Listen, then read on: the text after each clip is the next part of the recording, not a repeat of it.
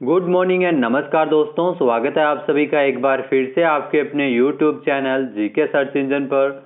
आज है 10 दिसंबर और 10 दिसंबर से रिलेटेड राजस्थान करंट अफेयर्स के जितने भी इम्पोर्टेंट क्वेश्चन हैं सभी हम इस वीडियो में डिस्कस करने वाले हैं। तो पूरा वीडियो बहुत ध्यान से देखना और वीडियो के एंड में मैं आपसे क्वेश्चन पूछूंगा जिसका आंसर आपको कमेंट बॉक्स में देना है।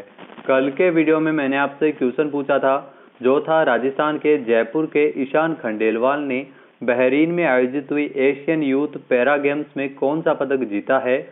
तो ईशान खंडेलवाल ने स्वर्ण पदक जीता है। बी ऑप्शन यहाँ पर बिल्कुल सही था। जिन दोस्तों ने बी ऑप्शन कमेंट बॉक्स में सही जवाब दिया उनको हार्दिक शुभकामनाएं। जयपुर के ईशान खंडेलवाल ने बहरीन में आयोजित एशियन यूथ पैरा गेम्स में गोल्ड मेडल जीता है। ईशान ने इस उपलब्धि के लिए आपको बता दें कि 1500 मीटर की रेस में ये उपलब्धि हासिल की है। 28 नवंबर से लेकर 6 दिसंबर तक ये प्रतियोगिता का आयोजन किया गया था। ईशान के नाम 5 नेशनल और 8 राज्य स्तरीय मेडल है। साल 2019 में ईशान ने junior world athletic para championship में भाग ले चुके हैं। तो एशियन यूथ पैरा गेम्स में ईशान खंडेलवाल जो राजस्थान के जयपुर से है इन्होंने गोल्ड मेडल जीता है। आइए जानते हैं इम्पोर्टेंट फैक्ट। तो पहला क्वेश्चन है, हाल ही में किस राज्य को 14 दिसंबर को नेशनल एनर्जी कंजर्वेशन अवार्ड से सम्मानित किया जाएगा। तो हाल ही में आपको बता दें कि राजस्थान को 14 दिसंबर को नेशनल एनर्जी कंजर्वेशन अवार्ड से सम्मानित किया जाएगा। ए ऑप्शन यहाँ पर बिल्कुल सही है। आइए जानते हैं इम्पोर्टेंट फैक्ट। तो 14 दिसंबर को राजस्थान को नेशनल एनर्जी कंजर्वेशन अवार्ड से सम्मानित किया जाएगा। खान और पेट्रोलियम तथा ऊर्जा विभाग के अतिरिक्त मुख्य सचिव और अक्षय ऊर्जा निगम के अध्यक्ष डॉक्टर सुबोध अग्रवाल ने जानकारी देते हुए बताया है कि केंद्रीय ऊर्जा मंत्री R K. Singh national energy conservation दिवस के अवसर पर 14 दिसंबर को नई दिल्ली के विज्ञान भवन में राष्ट्रीय स्तर पर आयोजित समारोह में राजस्थान को इस अवार्ड से सम्मानित करेंगे। राज्य के जो वर्तमान में ऊर्जा मंत्री है भंवर सिंह भाटी, वो राजस्थान की तरफ से राष्ट्रीय पुरस्कार ग्रहण करेंगे जो हाल ही में राजस्थान को 14 दिसंबर को नेशनल एनर्जी कंजर्वेशन अवार्ड से नवाजा जाएगा। अन्य प्रदेशों के लिए राजस्थान की अनुकरणीय उपलब्धियों के मद्देनजर जो स्टेट परफॉर्मेंस श्रेणी में राजस्थान अक्षय ऊर्जा निगम को ये पुरस्कार दिए जाने की घोषणा की गई है। नेक्स्ट यहाँ पे क्वेश्चन है, हाल ही में नवंबर माह की जारी की गई शिक्षा रैंकिंग में राजस्थान का कौन सा जिला दूसरे स्थान पर है। तो नवंबर माह की जो समग्र शिक्षा रैंकिंग जारी की गई है जिसमें राजस्थान का चूरू जिला है वो दूसरे स्थान पर पहुंच गया है। पहले स्थान पर कौन सा जिला रहा है, तो पहले स्थान पर रहा है जयपुर जिला। आइए जानते हैं इम्पोर्टेंट फैक्ट।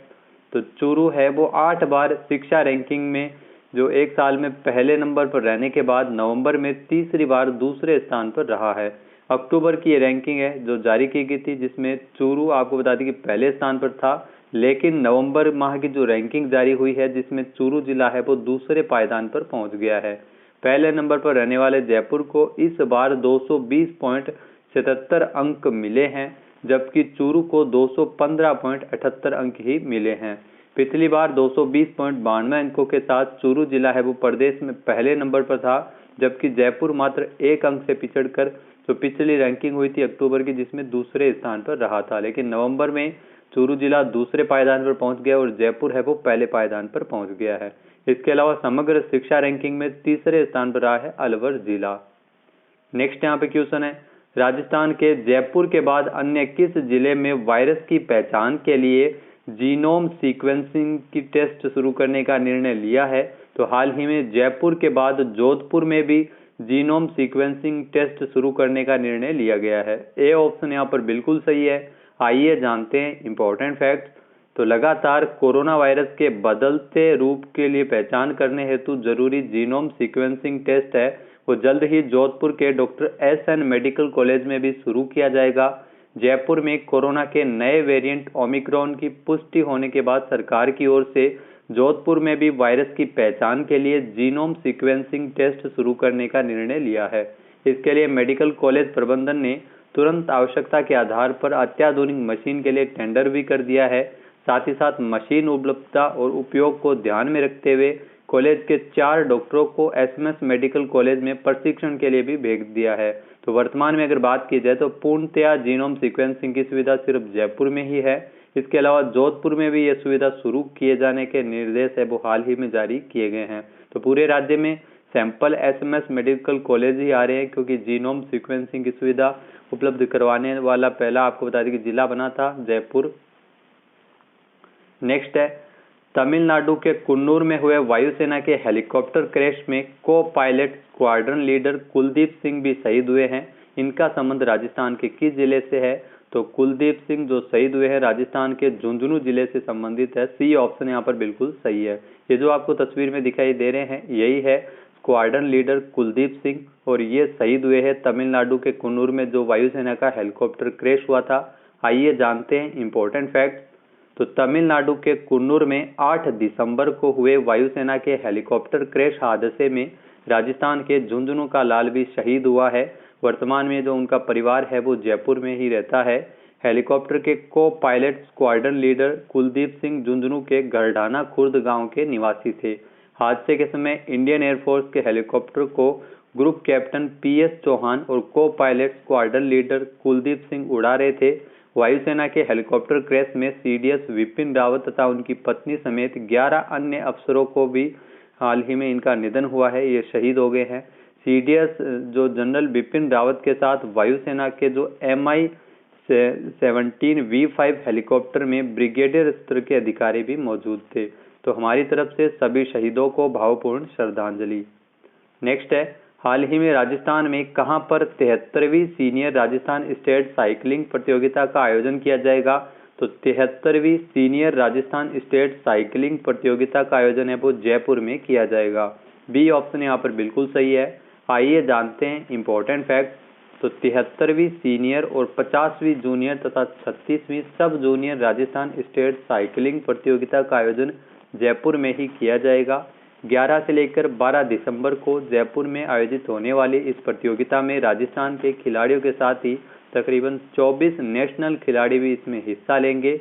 आपको बता दें कि एसएमएस स्टेडियम के वेल्ड्रोम में 11 से लेकर 12 दिसंबर तक आयोजित होने वाले इस प्रतियोगिता में 18 जिलों के तकरीबन 200 साइकिलिस्ट इसमें हिस्सा लेंगे।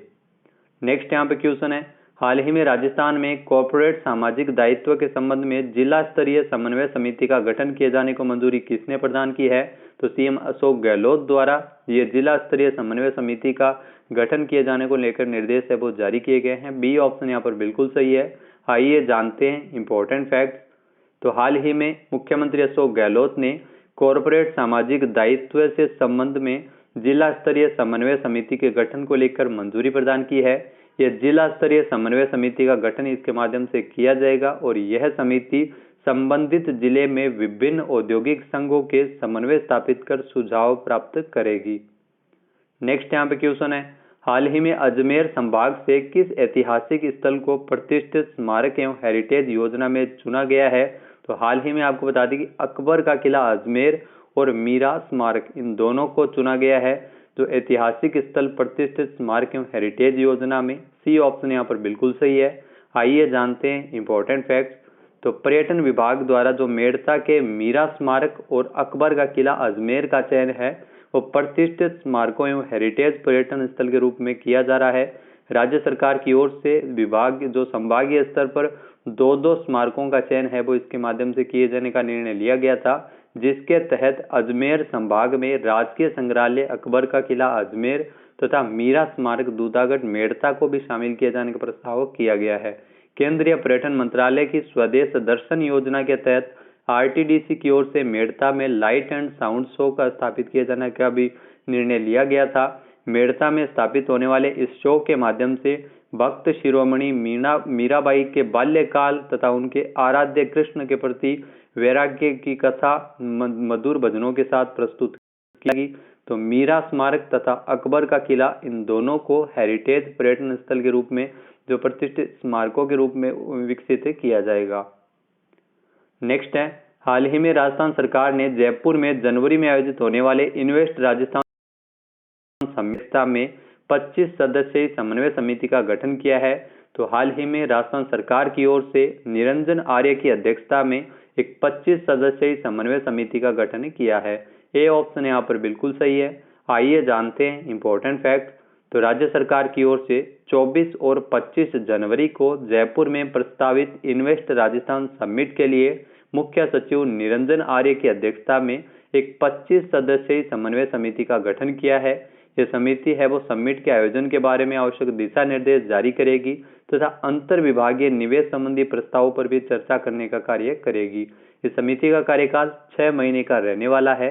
आपको बता दें कि समिति में मुख्य सचिव के अलावा संबंधित विभागों के अतिरिक्त मुख्य सचिव, प्रमुख शासन सचिव तथा आयुक्त भी इसमें शामिल होंगे।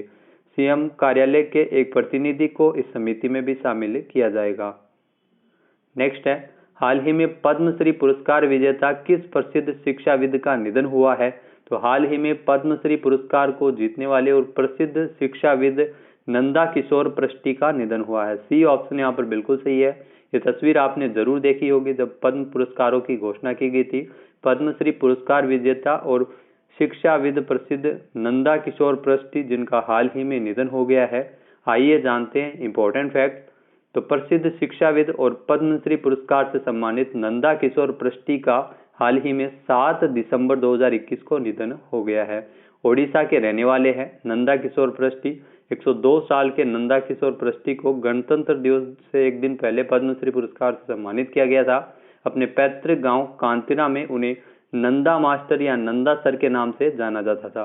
ये खुद 7वीं पास थे, लेकिन फिर भी जनता को शिक्षित करने के लिए इनके जो कार्य करते हुए हमेशा चटसाली की परंपरा को इनको कायम रखा था। चटसाली परंपरा जो ओडिशा में प्राथमिक शिक्षा के लिए एक अनौपचारिक स्कूल को संदर्भित करता है।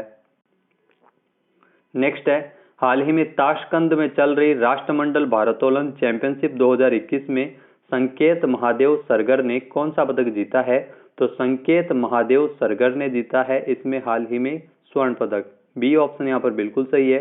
ताशकंद में राष्ट्रमंडल भारोत्तोलन चैंपियनशिप 2021 का आयोजन किया जा रहा है जिसमें संकेत महादेव सरगर ने गोल्ड मेडल जीता है। आइए जानते हैं इंपॉर्टेंट फैक्ट। तो संकेत महादेव सरगर ने 7 दिसंबर 2021 को ताशकंद में आयोजित की जा रही राष्ट्रमंडल भारोत्तोलन चैंपियनशिप 2021 में पुरुषों की 55 किलोग्राम स्नैच श्रेणी में स्वर्ण पदक जीता है। इन्होंने कुल 113 किलो वजन उठाया था। इस लिफ्ट के साथ सरगर ने स्नैच का नया राष्ट्रीय रिकॉर्ड भी बनाया है। चैंपियनशिप वर्तमान में ताशकंद में विश्व भारोत्तोलन चैंपियनशिप के साथ आयोजित की जा रही है। बात कर लेते हैं आज के हमारे क्विज की। तो आज का हमारा क्विज है, हाल ही में राजस्थान के कुंभलगढ़ में 3 दिवसीय कुंभलगढ़ महोत्सव कब आयोजित किया गया था? एक बार फिर से सुनिएगा, राजस्थान के कुंभलगढ़ में 3 दिवसीय कुंभलगढ़ महोत्सव का आयोजन कब किया गया था? इसका सही आंसर आपको कमेंट बॉक्स में देना है। और अगर ये वीडियो आपको पसंद आए तो इसे लाइक और शेयर जरूर करना, साथ ही साथ हमारे चैनल को भी जरूर सब्सक्राइब करें। वीडियो की जो PDF फाइल है वो आप वीडियो के डिस्क्रिप्शन बॉक्स से डाउनलोड कर सकते हैं और इस क्वेश्चन का आंसर आप वोट करके भी कर सकते हैं। वीडियो कैसा लगा हमें कमेंट बॉक्स में जरूर बताना। वीडियो देखने के लिए धन्यवाद। जय हिंद, जय भारत, जय राजस्थान।